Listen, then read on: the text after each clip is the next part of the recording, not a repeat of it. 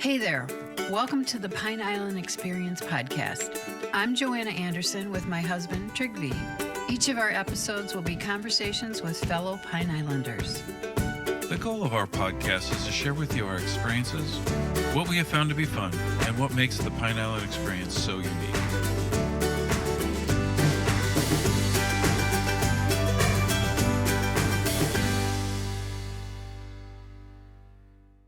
You don't have to save the whole hive. As far as when I say the hive, all of the comb. You've got their eggs, you've got brood, things like that. So if you can get some of their eggs and brood and things like that with maybe a frame or two of honey, or the opposite, a couple of, frames of brood and, frame of honey or something like that, then you can put the bees from my vacuum bucket back in there. And if, as long as the queen is there, with them, they'll pretty readily take that new hive on, and if it's large enough. But some of these hives are so large. So I've given them to other beekeepers as well. Like if I don't have, the capacity or the time when things really start picking up, I can give them to other beekeepers that I know who like to have them, or, whatever. But bees will travel, it can travel 3 to 5 miles, and then come back to their hive. So you don't want to relocate them, too close to the location they were taken, or they may, find their way back. You are listening to Matt Anderson, owner of Anderson Bee Removal, discussing how to safely relocate a new beehive. Matt is a state licensed beekeeper trained in the safest and most effective ways to remove bees and relocate them to a new safe environment. Matt says he loves this island and he loves the community and getting to meet people, getting to help people, and just do right by them. And now, here's Matt. Welcome, Matt Anderson. Good last name. I don't have to ask you how to pronounce it. Oh, thank you. Yeah, it's good to be here.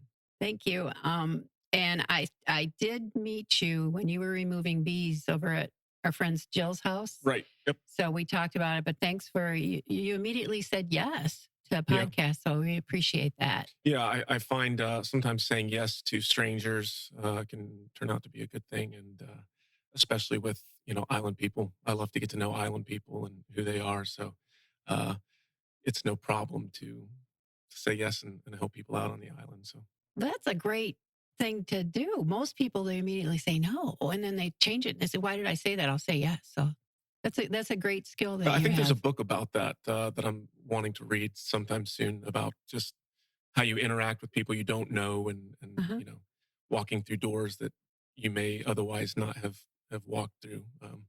Just takes a little gumption and a yes, I suppose. I'm glad you said yes. Me too. So we like to start in the beginning with where you're from, where you grew up, Sure. About your family. Mm-hmm. Can you fill us in? Yeah, I grew up in South Fort Myers in an area called Briarcliff. A lot of the locals will know kind of where that is. Maybe not Pine Islanders, but Fort Myers, Cape Coral people will know where that is. My grandfather moved into Briarcliff. He was one of the first people to move back there. We were on a dirt road.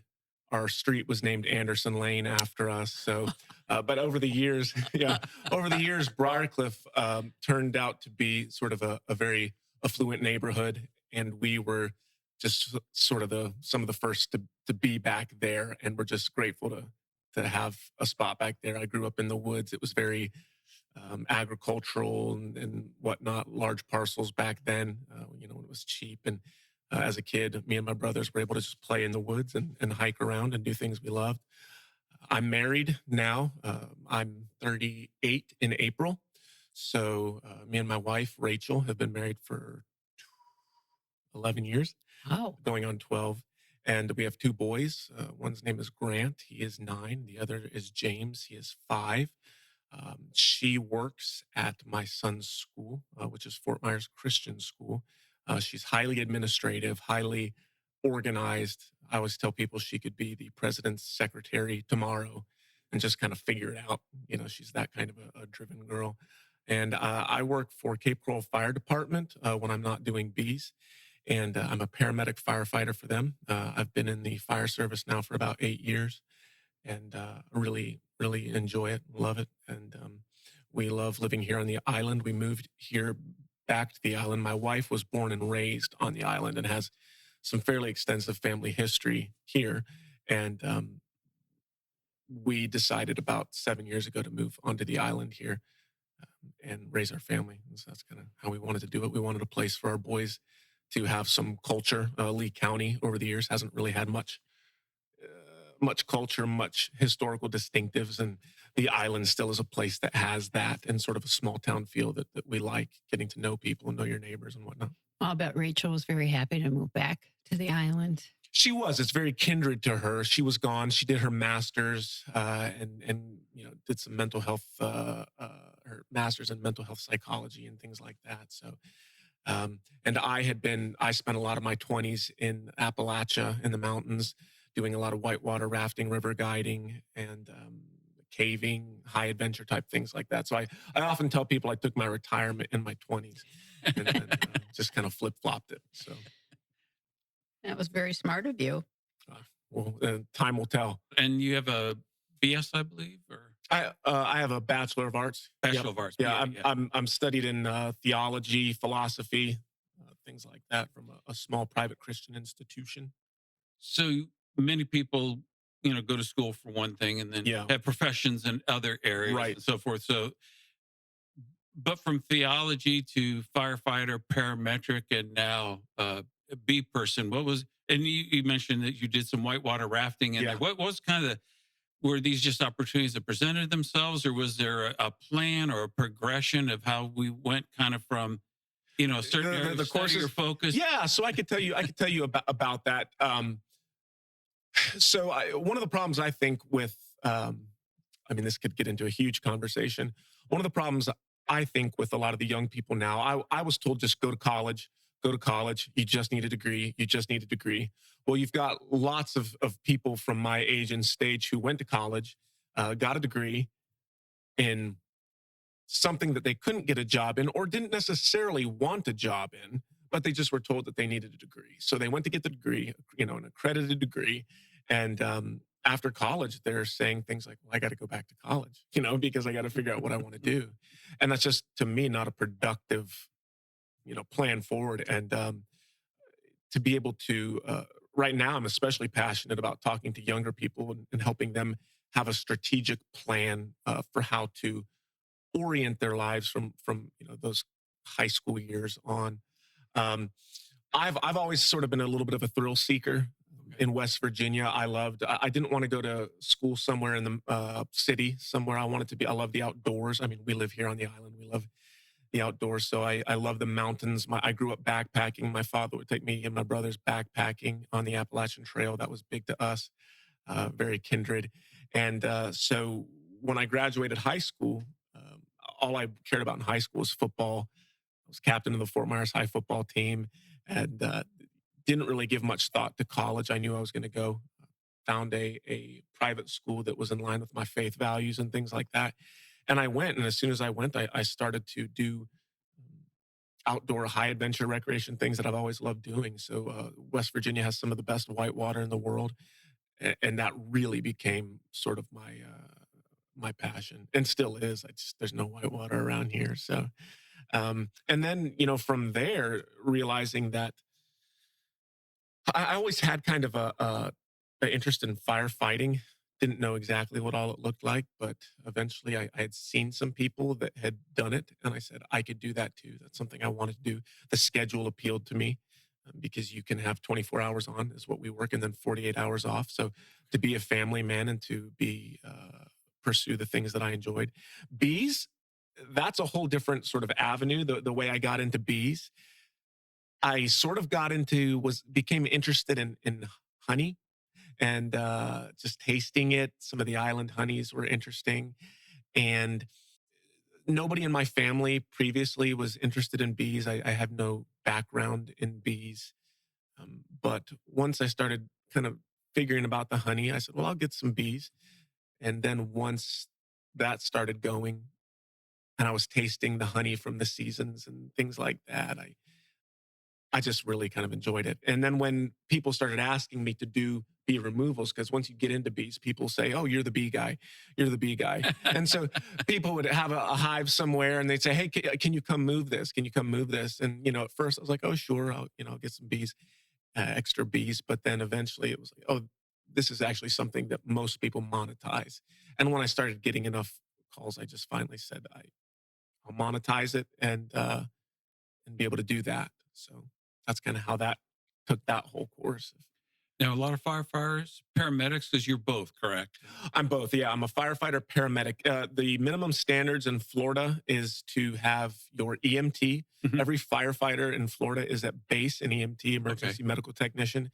And if you want to pursue your career, your higher credentialing, it comes with a pay increase and higher responsibility on the job.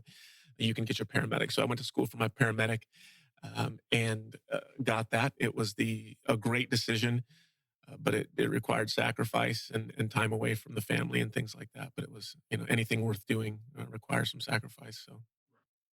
So where now? I know you work in the new fire station on Burnt Store right now. Where did you start? Did you start there? Is that your first firefighting adventure? Originally, I was working for Seminole County Fire Department, and that was up in Central Florida. When we moved back here to the area, because we only lived up in Central Florida for about 2 years while I was getting my fire career off and running. And then we moved back here when I got into the Cape, which is a great department where I always wanted to be. And I believe my first station was Station 4. Then I got moved off to off of Burnt Store Road, Station 11. Now I'm over at 6. Yesterday was my first shift at Station 6, which is down off Chiquita and Cape Coral Parkway, right there. So I enjoy that station as well. But yeah, Station 11 off Burnt Store Road. I've spent a good bit of time there and really enjoy it. We have what's called a ladder truck there, so it's kind of a specialty unit. But yeah, every station has to have 2 paramedics at least on every shift, or at least that's the goal. And so I kind of fit a little bit of a unique role there. Oh, that helped a lot. Yeah. And then, how many fire stations do we have? I know we have one right over here on Stringfellow.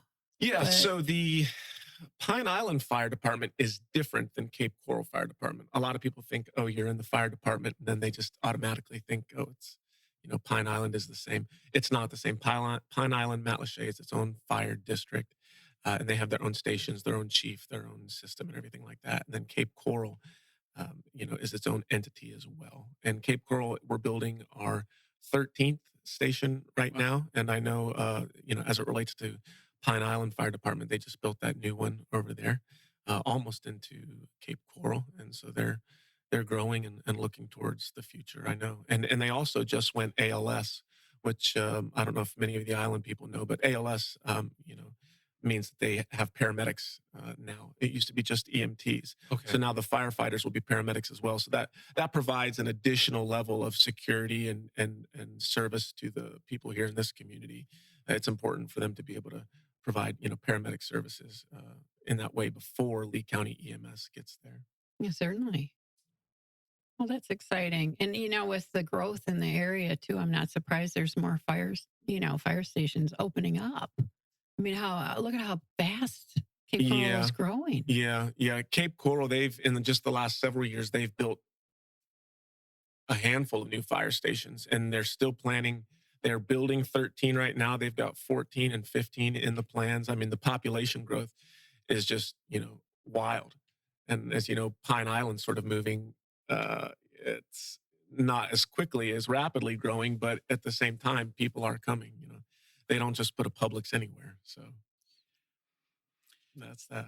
Well, tell us about. It's so fascinating to ask you about being a firefighter and a paramedic. But let's talk about your business, your bee removal business. Yep. That's exciting too. I couldn't believe the timing when I was at Jill's house and you came over. I'm like, wow. And I wanted to go back and watch you, and she said, no, don't do that. Yeah. The bees. Like I said, I love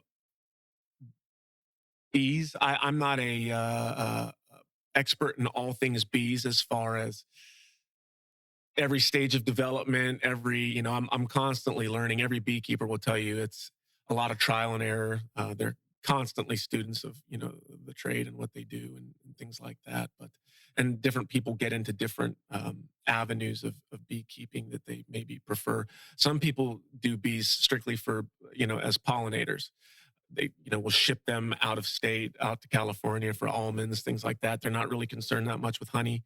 Other people will, backyard beekeeping for fun, to just have pollinators there on their in their yard and maybe harvest a little bit of honey. And some people, love doing baked goods from honey that they make and things like that. But yeah, the jobs that I'm going to, I was surprised when I actually started to make it an official business venture. Becoming, insured, and I was already licensed to do it, but uh, how much need there is out there for it. I was hoping if I just got a call a month just for fun, but then people started calling, and I go. And the island here has a lot of bees, especially with a lot of the houses, they're elevated and things like that. So it's especially susceptible to bees coming in, and it's such an agricultural island as well. There's blossoming, blooming things all over the place, all the time. So it's kind of a land of milk and honey for the bees. Milk and honey. So yeah. What attracts them? Like, why is there any rhyme or reason to like why one house and not another? You mentioned raised homes and kind of what are their favorite? In other words, this unfortunately very long winded trying to say what are signs that someone might have bees? If you kind of know what bees look for, then you might be well, like we see wasps around the house Sure. all the time, right? But Yeah. what are signs that bees might be investigating your home to form, a nest? Well, you might see, a little scout, come around, and you won't be able to identify it as a scout. But if it's a lone bee and he's kind of buzzing around looking, he might go under your home and buzz back out. He's checking out the area, and so keep an eye on your house. The thing to be watching for specifically islanders, as I already said, is these homes that are elevated are, I mean, it's a perfect opportunity for a bee. It's secure, it's safe, it's safe from the wind, it's safe from the elements, and it's a perfect, especially with the insulation, some of that fiberglass insulation that's under the homes. They really like to get up in there. Again, it's very nice and tight. Bees like nice, tight spaces, so that insulation, especially, kind of provides that that safe, warm spot to be able to start, starting a hive there. And so from there it just goes. And especially here on the island, we have a lot of snowbirds, so people will leave for a lot of the bee season, late spring.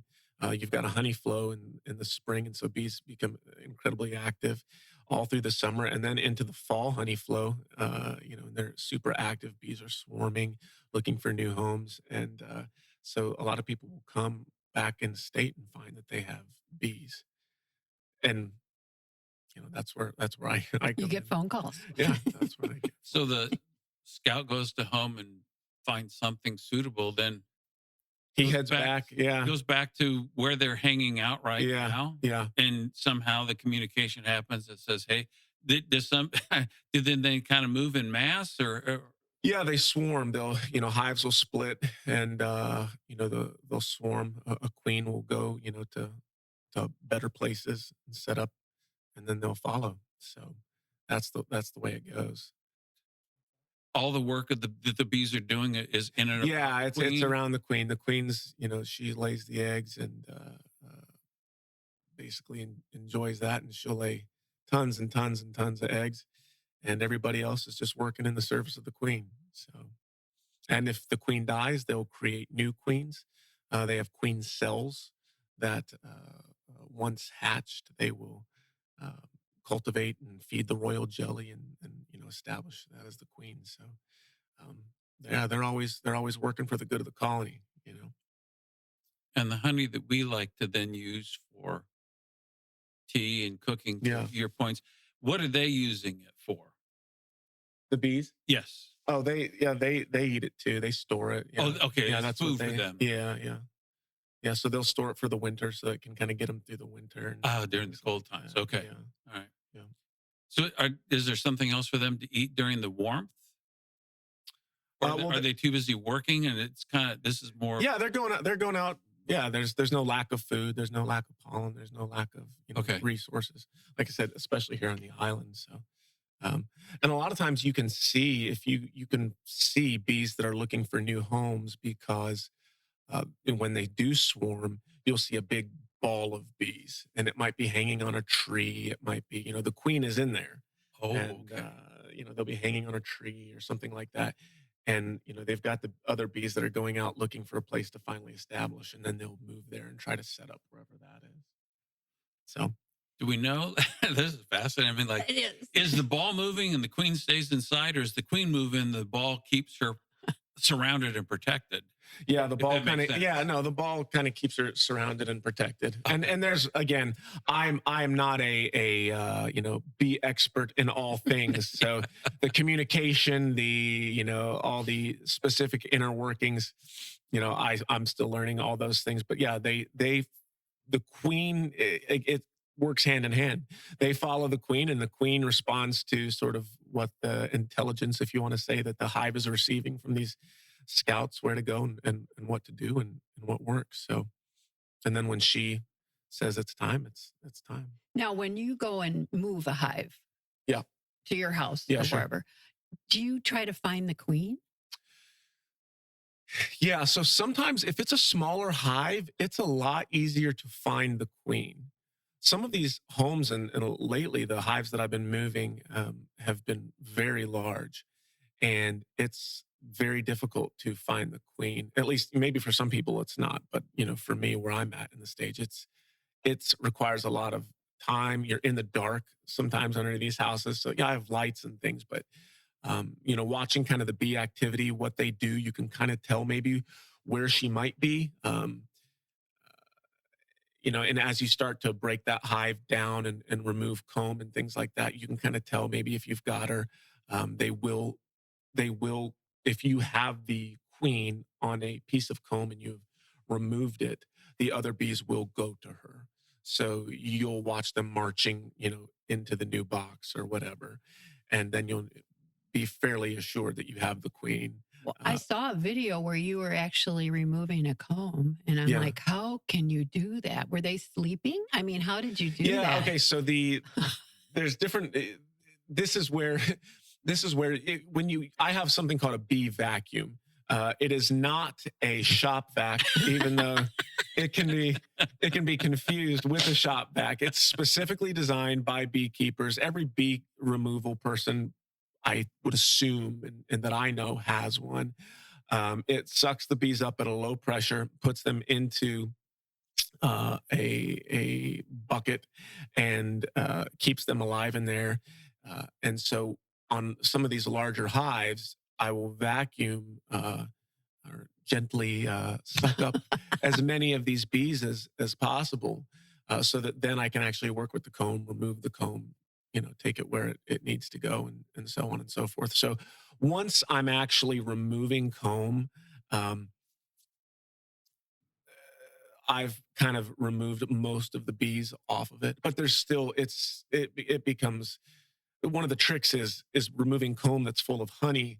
Is once that comb breaks, the goal is to keep it intact, because once that comb breaks, honey goes everywhere, Oh, turns into a big sticky mess. The bees automatically start going towards that honey that's. Oh, okay. So then and they can't sustain themselves in dripping honey everywhere all over. So it just turns into a big mess. So the goal is to be able to keep it intact as much as possible. mhm. So Wow. Now, We- bees are known for stinging. So, how does one even begin to approach a removal from a home where the bees are unwanted? In terms, of, I mean, if you're just running up there with your non-shop vac bee Yeah. vacuum, that's one thing. But is there I assume you've got clothing on and some other yeah, preparation. and this is we have we've got our bee suit. Some people like a full body bee suit that goes all the way down and they cover up every nook and cranny where a bee could get in. Some of us are a little bit more reckless with it. I've got a top, and a veil and things like that, or a hood, I guess you'd call it, and just wear kind of jeans and boots, while I do it to try to prevent them from getting in that way. But usually, what you do as you sort of assess the bees, every bee has every not bee, but every hive has its own temperament, I guess you could say. Hmm. Animals, you don't think of bees as like, you think of them as insects. You don't think of them as having specific temperaments, but every hive is a little bit different. So when you kind of go in, you see just how active they are, how aggressive they are. We take smoke. I take smoke on every job. So you've got a smoker. And once you can kind of smoke them, that sort of calms them down, kind of messes up their, you know, sensory, capabilities and makes them draw more into the hive. So once you do that, that kind of gives you a little bit more of a capacity to work with the bees, depending on how aggressive they are. And then, yeah, after that, then you can start to, depending again on the size of the hive. If it's a huge hive, I'll start right away vacuuming. Otherwise, I'll, figure out a good way to just get them down. So after you've done the removal at the house, are you then trying to relocate the hive per se, or are you just trying to relocate the bees to a better place for them that, is not on somebody's house or in their wall or whatever the case might Yeah. be? I mean, and you talk about possibly breaking the comb. So I assume that's something that happens routinely, Oh, yes. or you would Yes. know it was a Yes. big sticky mess. So Yes. you can't really take it in whole, I would assume, particularly on the larger ones. So do they know that that was theirs and you can put that there and help them reestablish a new home? Or after you've got Yeah. them collected, what's the next Yeah, step? you don't have to save the whole hive. As far as when I say the hive, all of the comb. You've got their eggs, you've got brood, things like that. So if you can get some of their eggs and brood and things like that with maybe a frame or two of honey, or the opposite, a couple of, frames of brood and, frame of honey or something like that, then you can put the bees from my vacuum bucket back in there. And if, as long as the queen is there, with them, they'll pretty readily take that new hive on, and if it's large enough. But some of these hives are so large. So I've given them to other beekeepers as well. Like if I don't have, the capacity or the time when things really start picking up, I can give them to other beekeepers that I know who like to have them, or, whatever. But you definitely, bees will travel, it can travel 3 to 5 miles, and then come back to their hive. So you don't want to relocate them, too close to the location they were taken, or they may, find their way back. Oh, okay. So almost like well, homing pigeons, not a Yeah, term, but I sure. mean, you move them far enough away so they don't find the old spot and Right, right, reestablish. right, right, right. We have a friend in Wisconsin, Kelsey. She's been keeping bees and hives for quite a while, and she has two young boys like you, and they love it Yeah. too. Do your sons? So my oldest son, he's not super interested. My youngest son, he is interested in still, in as much as a 5-year-old can be interested. Um, he picks up on things that he really thinks are kind of interesting. I watched him one time playing with what he called his bee boxes and things like that. And that was another thing that actually, this is a side note, but that prompted me to actually formally create a business out of it, was that I wanted my sons to see um, business working. I wanted my sons to see, of all the options that they have out there, even if they aren't interested in bees or firefighting, things like that that they see modeled hard work, that they see modeled, going out, doing a job well, and earning, in that capacity, so that if they are interested, they have options. That's important to me, to model those kind of things for my kids. So whether they take advantage of that opportunity or not is up to them. Hmm. So. I think it's adorable. They had the little bee, outfits on and Uh-huh. everything. Yeah, Yeah. it probably takes a little bit of getting used to. My yard has bees all over the place at this point, so they're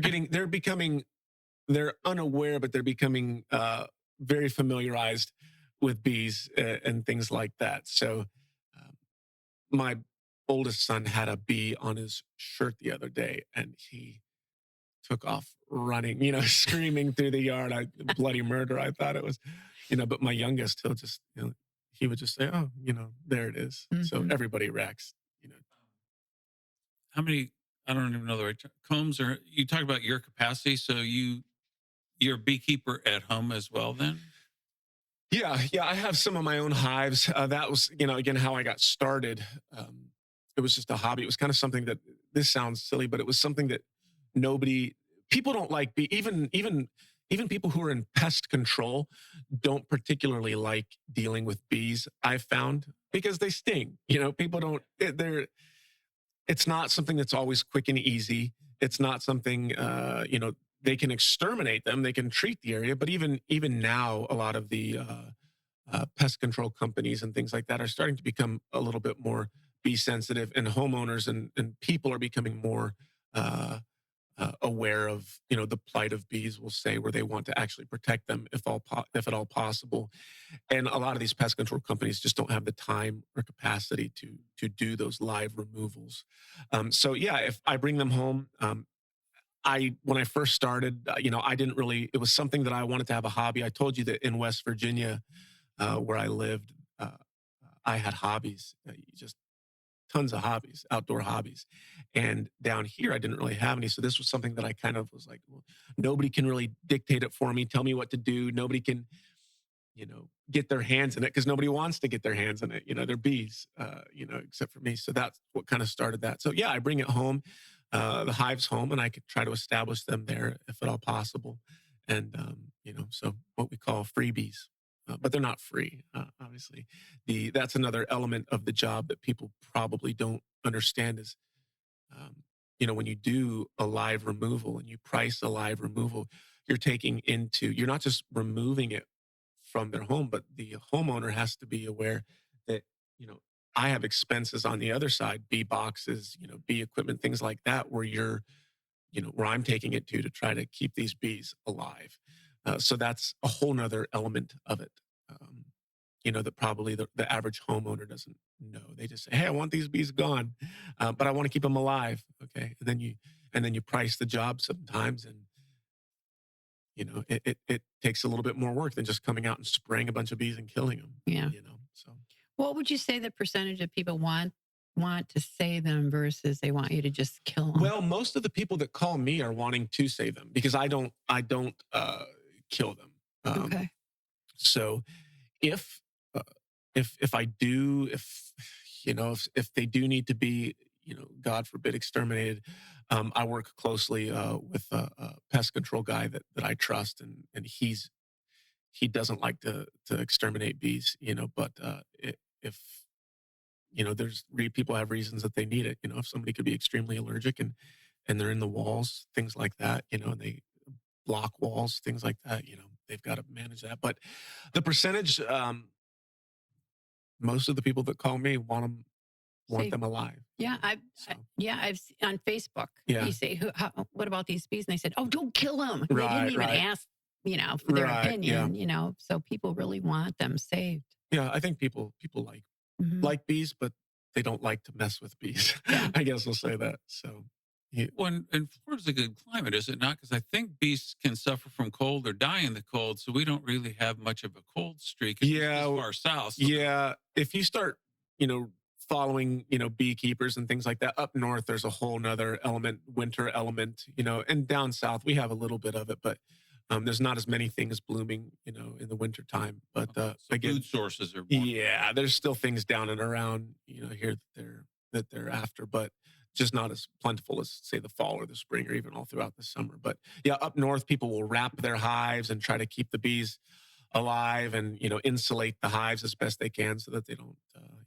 freeze to death. And Yeah. all I that. think Kelsey had that happen to her and she had to find someone Yeah, to get bees from. yeah, Yeah. She's pretty sad about that. yeah, yeah. It's work. It's not you got to stay up. There's things that can collapse a hive naturally. Varroa mites are a big problem for bees.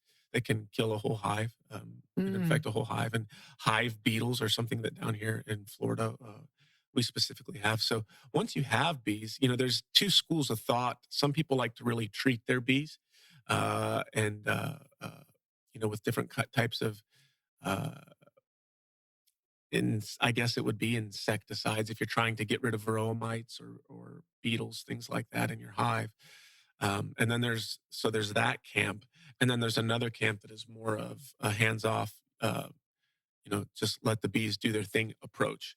And those sort of, I don't involve myself too much in those debates, but the people who really, really are deep, deep into it, those are people have very strong opinions, one way or the other about those topics.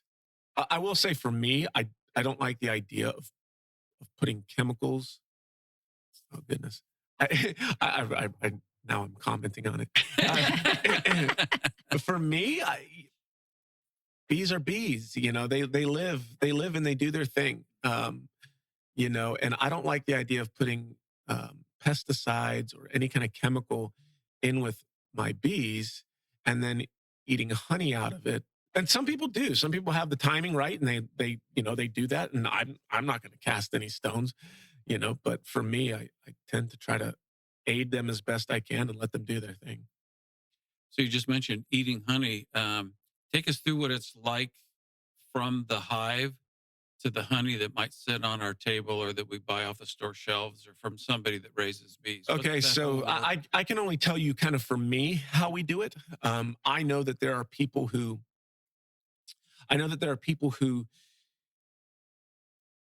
there's a process. The commercial process is fairly, I guess, involved, and I'm not really in that. What I do is I have what's called a honey spinner. And so I will take my frames of honey, and they all are capped. Honey's done when it's capped. And so you take a big knife and you can slice off the caps of those frames, and then you stick it in your honey extractor, and then you spin it. And it spins the frames around, and it shoots all of the honey out to the outside of this barrel. And then that honey comes down, and then you have a tap at the bottom, which it's the fun part. You open up the tap after you've done, however many frames, and they're heavy. They're pretty heavy. And it's just honey, gallons of honey, pouring out depending on how many frames you've spun. And that's always fun. That was before the hurricane, when I was harvesting a lot more honey and stuff like that. That was always fun for our family. We would always get together, and, it was my thing, but everybody starts to huddle around because they want to taste the honey and things like that. And that everything's trial and error as well. Originally, what I did was I would take the frames, I would scrape off all of the comb, and then I would strain that, squeeze that down, and then just the honey comes out, and I can bottle. You can bottle that.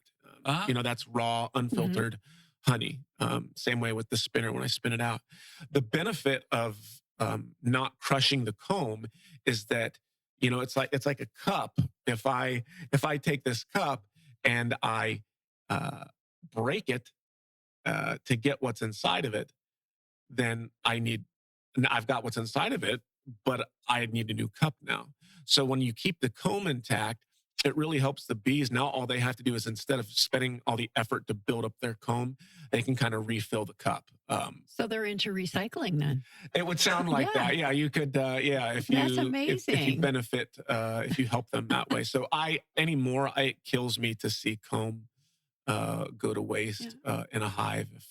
If I can encourage people to not crush it, it would only help it would only help their honey productivity. So. Now, someone, I don't even know if this is true, but they said that. I might not either. So go ahead. But they had told me years ago that you should eat honey from where you live. Yeah. Because have you heard that? So I would like to tell you, I hear people say that. That's something they say all the time. And who am I to tell them that they have no benefits from local honey? Because the amount of people that I contact me about local honey is a lot. They say my allergies, so on and so forth. I had heard somebody who knows much more than me, which is most everybody when it comes to the actual science of all of this. They said that that's actually false. Okay. To tell you the source, I heard it on Joe Rogan interviewed somebody about bees, had a big, long 3-hour thing. she said, "Oh, that's false. There's Okay. no truth to that." But on the same token, honey has a lot of benefits, for people, and so if they are eating local honey and they experience, what they feel are relief from their symptoms, then Hmm. eat more of it. Keep doing it. Yeah. So it's everybody. It's a win for everybody. Yeah. So So you talked about you try to save the bees from having to rebuild the comb. So if you were to have to get a new frame for the hive yeah. or something like is is that literally then just an outer structure and they build the entire the colony will build it up, or does that kind of come preloaded with something? Because it's Yeah, kind so of a there's waxy yeah, there's so it structure. depends it depends on how you do it. There's you've got the frames and there's a foundation on there, and those are kind of a you can they come kind of pre-waxed with just a really thin sort of a wax coating that kind of gives them something to start working with and building out from that. Um, there's also there's also foundation that is entirely wax that they can actually build out, and that's where you go to the store and you'll see the actual they chop blocks of the comb, so you can actually utilize the foundation because it's wax and they've utilized it that way. And the only thing yeah, sometimes they'll put some wires, some kind of guide wires in there to give it some structure, but they're not a problem. So yeah, there's a couple different ways to do it. And when I go into a hive, uh, that's the ideal, that's the picturesque comb. It can be thick and really just large amounts of comb. Unfortunately, I don't like to harvest for eating honey that has come out of hives that are under people's homes, because you've got the fiberglass insulation and Treated lumber. all these different things, and if I don't have to, you know, if I don't have to eat it, you know, I'm not gonna I'm not gonna risk it that way. So think back now, if you could. There have to be some funny, interesting, or crazy situations for which you've been asked to remove a thing, like where you had to go to get it, or the situation that you found yourself in, or just Yeah. I don't know that there's a standard one. I'm not suggesting that, but maybe some that stick out in your mind as memorable. Yeah. Every situation is different. Every hive is different. There's a lot of similarities between them all. It's always fun to me to kind of see when someone says they have bees, and then once you actually find that comb, like how big is it? I recently did one that was over in Bokeelia, where I was under the impression that it wasn't very large, and then when I got underneath, it was much more extensive than what I had thought. So that was a big job, and the bees were a lot, and there was several hives. Some of these Oh homes my have gosh. several hives. Just the other day, I had a house that had 4 hives underneath, the same house. Yeah. So, and they were all very large in all 4 corners of the house. Um, you know, the the funny parts are, when you get stung and things like that. And the other day I got stung pretty good because of a fault of my own. It was after I had, done all the things for the day, and I came back and I had my bee vacuum where I was getting ready to relocate these bees, and um, I sort of uncapped the barrel on accident, and the bees just started pouring out, and they, I got about 5 stings on my left eye So they here. were mad at you, weren't they? Yeah, they were. Yeah, they weren't happy. Yeah, they weren't. They didn't want to stay in the bucket. Vacuum. So yeah, in the vacuum. So they came out, but I rather than have the whole hive come out in a couple seconds and be all over my yard, I had to sort of fall on the sword and close it up while they were, Oh, you know, getting after me. So, but those sorts of things, it comes with the territory. So if you can't take a couple stings, you can't really do the job. But um, So to have four under a house seems unusual. I mean, out in yeah, nature, are hives located that close together, or because to your earlier points about how protected it is underneath the home, that maybe four different, because those are four queens and four whole. Yeah. It doesn't really matter, Oh wow. as much as I know. It doesn't seem to matter how close they are. I mean, you think about an apiary, you think about how close those beehives are in an Okay. apiary, and then naturally, they're gonna go to the best areas, and the pheromones, typically where there's some bees, it draws more bees. Ah, So that's why in some of these homes you'll see one big hive, and then not far down you'll see another one. If it's had time to mature and grow and things like that, it just becomes a hot spot for bees. And really, in truth, if people want to keep that from happening on a very, very regular basis, I can't promise that the bees aren't going to come back. Right. I can't. They're bees. People need to probably have treatments if they're not able to stay on top of their homes, and keep an eye on those things as they're out of town. People need to stay on top of that to make sure that they're taking preventative measures through um, whatever kind of pest control they need to keep them from setting up So every single season. would you say it's dangerous to have a beehive at your house? You can't just ignore it? Um, Oh, yeah. Well, so I would say to have a beehive, like if you knew that there's a hive under your house and Mhm. just say, "Oh, I just want to let them be there," Let the bees be. Yeah, let the bees be. It's going to turn into a problem. Oh, okay. Yeah, it's All going right. to I turn didn't into a know problem. that. Yeah, it will. Because if they have a good spot, they're just going to roll. They're going to keep going. They're going to continue to build out and grow the colony. So what starts out as you see one or two bees just happily buzzing, in and out of this area of your home, is quickly going to turn into, especially on this island with as much resources for the bees as there are here, it's going to turn into um, uh, a nuisance at, best, a real danger at worst if you let it go.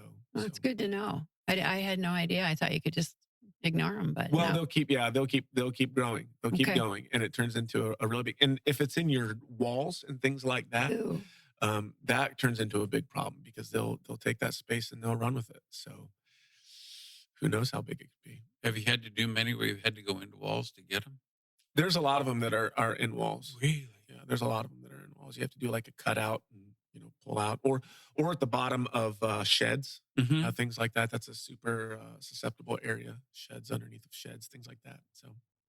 So if it's a quiet place, like you said, people leave the island for a few months or Yeah. whatever, and a shed might be kind of quiet too. They prefer quiet rather than, or it doesn't matter. They just prefer if they have a good spot to use, they'll use it, and if Okay. the resources are around, they'll stay there. So until they're you know forced to leave or moved or whatever else, they'll set up. So So I don't know if you can expand a bee business, but is there any other? You just started and you say, "Hey, I thought I'd get a month or call to Yeah. keep myself busy." Now it's a whole separate line, and you're Yeah. teaching your boys about hard work and that kind of Yeah. stuff.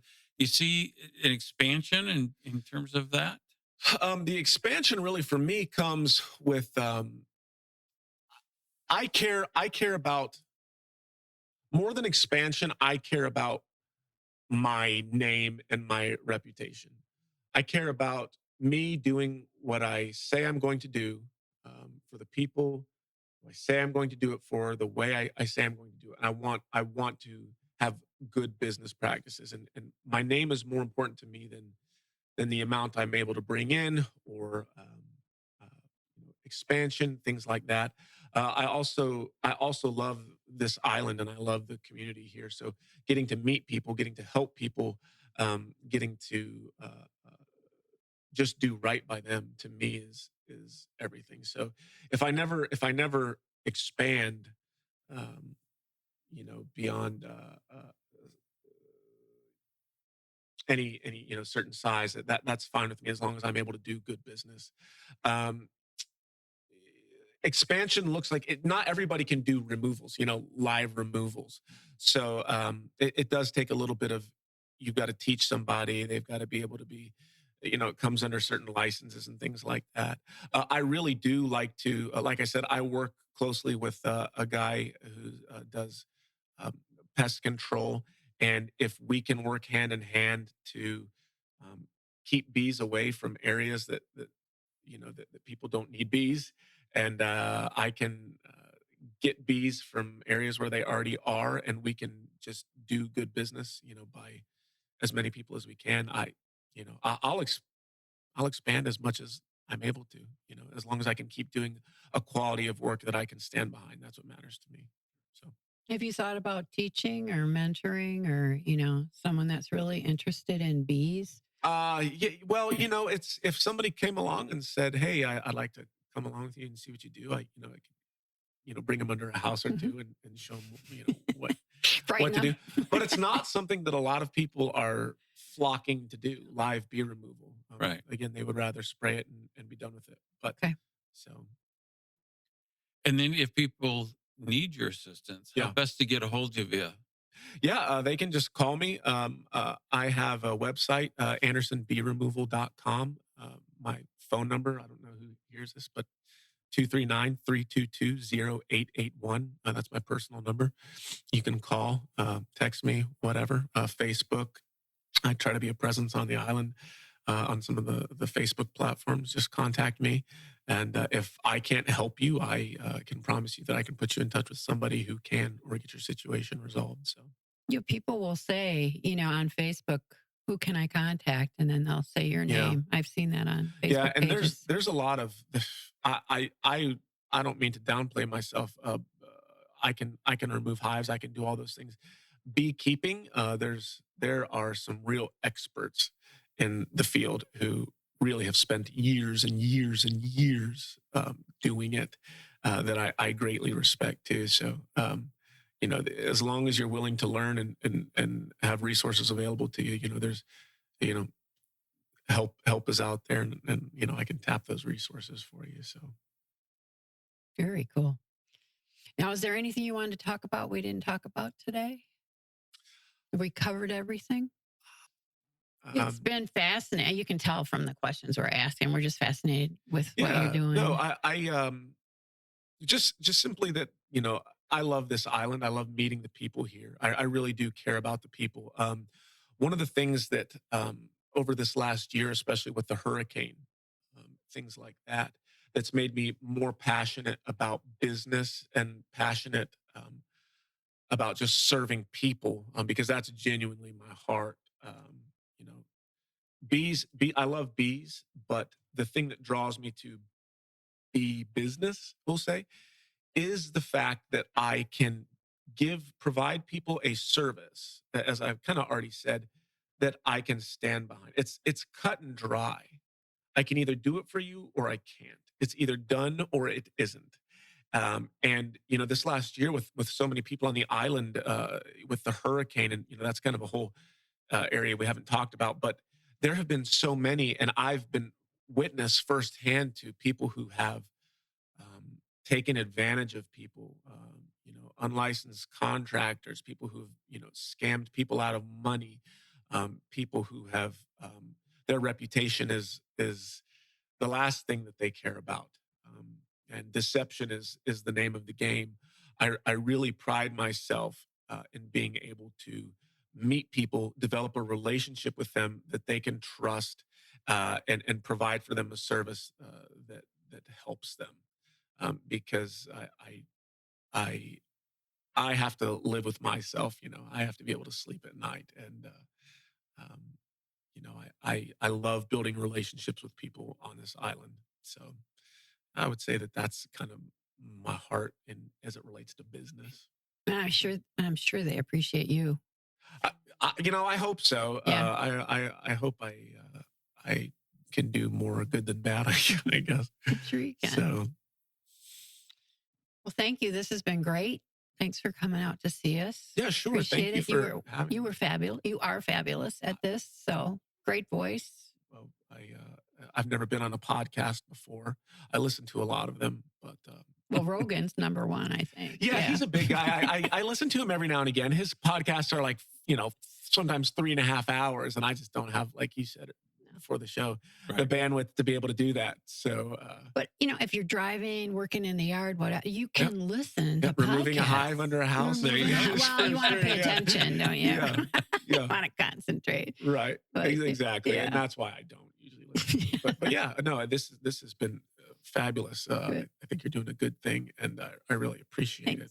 Well, we appreciate you coming out. This has been great. Yeah, of course. Anytime. I'm glad to help in any way I can. So thank you. Sure. We hope you enjoyed our Pine Island Experience podcast. If you have any ideas for us, people to interview, or any comments, please feel free to email them to us at pineislandexperience@gmail.com. That's pineislandexperience, all one word, @gmail.com.